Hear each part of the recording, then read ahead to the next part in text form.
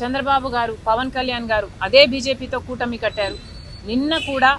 నిన్న సభలో చూస్తే కూడా వాళ్ళు గొప్పలు చెప్పుకోవడమే.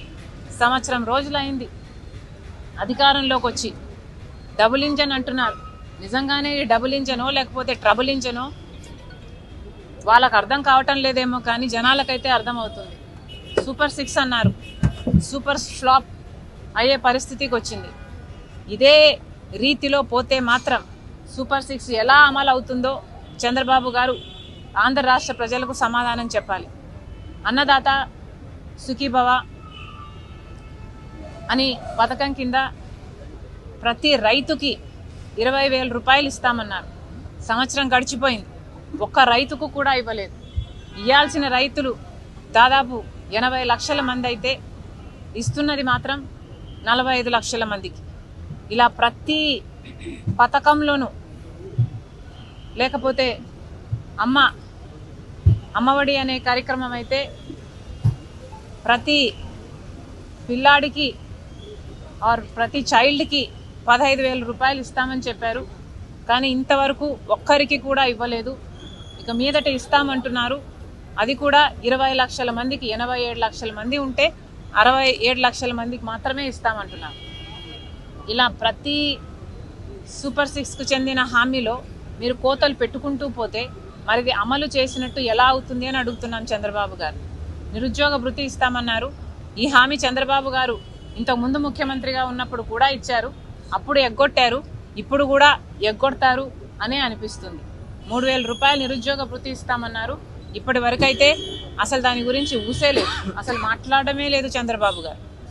మహిళల మహాశక్తి పథకం అన్నారు.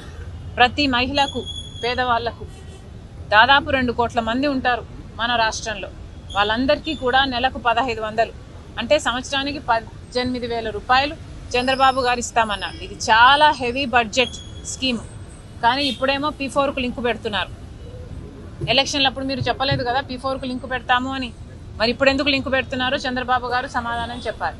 మొత్తం అంతమంది మహిళలకు మోసం చేయడానికి సిద్ధపడ్డారు చంద్రబాబు గారు అంటే మరి సూపర్ 6 సూపర్ ఫ్లాప్ అయ్యింది అనక ఏమనాలి? చంద్రబాబు గారే సమాధానం చెప్పాలి, కూటమి సర్కారే సమాధానం చెప్పాలి. గ్యాస్ సిలిండర్కు సంబంధించి కూడా అరాకొరా ఇస్తున్నారు. ఇక మహిళలకు సంబంధించిన ఫ్రీ బస్ అయితే చాలా చిన్న పథకం. పక్కన కాంగ్రెస్ అధికారంలో ఉన్న రాష్ట్రాలు కర్ణాటక అయితేనేమి, తెలంగాణ అయితేనేమి ఈ పథకాన్ని బ్రహ్మాండంగా అమలు చేస్తున్నా కూడా చంద్రబాబు గారికి మహిళలకు భద్రత కల్పించే పథకం అయినప్పటికీ కూడా దీన్ని అమలు చేయాలనిపించడం లేదు చంద్రబాబు గారికి. ఇక సూపర్ 6 అయితే సూపర్ ఫ్లాప్ అయినట్టే కనిపిస్తుంది. మిగతా పథకాలు కూడా చంద్రబాబు గారు ఎక్కడ దృష్టి పెట్టారు? ప్రతి జనవరి జాబ్ క్యాలెండర్ అన్నారు. కానీ ఇప్పటి వరకు కూడా మేము లక్షల ఉద్యోగాలు తెస్తున్నామని అరచేతిలో వైకుంఠం చూపిస్తున్నారు తప్పితే ఎవరికి ఉద్యోగాలు అయితే ఇంతవరకు రాలేదు. మరి చంద్రబాబు గారు వీటన్నిటికీ కూడా సమాధానం చెప్పాలి. ఫీజు రీయింబర్స్మెంట్ బకాయిలు అయితే 4,300 ఉన్నాయి. ఆరోగ్యశ్రీ బకాయిలు 4,000 కోట్లు ఉన్నాయి. ఇలా ఒక్కొక్కటి నిర్వీర్యం చేసుకుంటూ పోతున్నారు చంద్రబాబు గారు. కరెంటు ఛార్జీలు జగన్మోహన్ రెడ్డి గారు 5 సంవత్సరాలలో 32,000 కోట్ల రూపాయలు జనం నెత్తిన మోపితే చంద్రబాబు గారు ఒక్క సంవత్సరంలోనే 17,000 కోట్ల రూపాయలు అదనంగా మోపారు. మరి ప్రజలకు ఏం మేలు చేస్తున్నట్టు?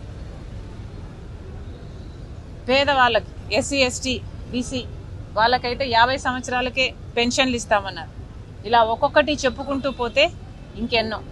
చంద్రబాబు గారు చెప్పారు సూపర్ 6 గురించి ఎవరైనా మాట్లాడితే వాళ్ళ నాలుక మందమైనట్టు అని. మేము ప్రశ్నిస్తున్నాం, నిజంగానే చంద్రబాబు గారు తమ గుండెల మీద చేసుకొని చెప్పాలి. మిమ్మల్ని ప్రశ్నిస్తున్న మా నాలుక మందమా, లేక ఇంతమంది ప్రజలకు మోసం చేసిన మీ నాలుక మందమా? ఆలోచన చేసుకోండి.